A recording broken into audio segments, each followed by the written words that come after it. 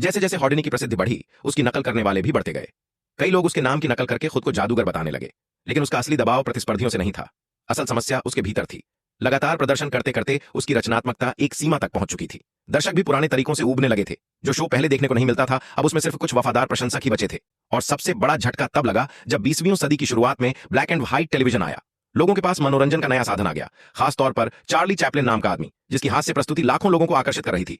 हॉर्डिनी को समझ नहीं आता था कि इसमें मजा क्या है, लेकिन वह जानता था अगर उसने खुद को नहीं बदला तो दुनिया सिर्फ चैपलिन को याद रखेगी, हॉर्डिनी को नहीं। तभी एक गिलास ठंडा पानी उसके दिमाग में नया विचार ले आया। उसने जिम से कहा कि बर्फ से भरा एक बड़ा टब लाया जाए। हॉर्डिनी खुद उसमें लेट गया। उसकी पत्नी समझ गई कि वह फिर कुछ पागलपन करने वाला है, लेकिन वह अब इसकी आदी हो चुकी थी।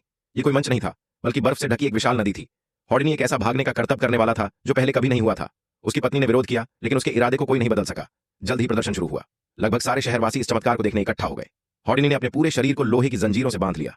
20 साल के अनुभव ने उसे मृत्यु के लिए भी तैयार कर दिया था। बिना हिचकिचाए वह कूद पड़ा। दर्शक नीचे देखने लगे। सबकी सांसें थमी हुई थीं। सिर्फ उसकी पत्नी चिंता में डूबी हुई थी। वह उसे रोक नहीं सकती थी, तो बस प्रार्थना कर सकती थी। हॉर्डिनी ने अपने पैरों के पास छिपाई हुई चाबी निकाली और आसानी से जंजीरें खोल लीं। लेकिन सबसे बड़ा खतरा जंजीरें नहीं थी, बल्कि तेज बहता हुआ पानी था। कुछ ही पलों में वह बहुत दूर बह गया और पहले वाला छेद नजर नहीं आ रहा था। उसी संकट की घड़ी में उसे अपनी मां की छवि दिखाई दी, मानो वह उसे रास्ता दिखा रही हो। किसी तरह हॉर्डिनी बाहर निकल आया। बाद में उसकी पत्नी ने अखबार में लिखा कि उसकी मां की आत्मा ने उन्हें बचाया। इस तरह हॉर्डिनी की लोकप्रियता एक बार फिर चरम पर पहुंच गई।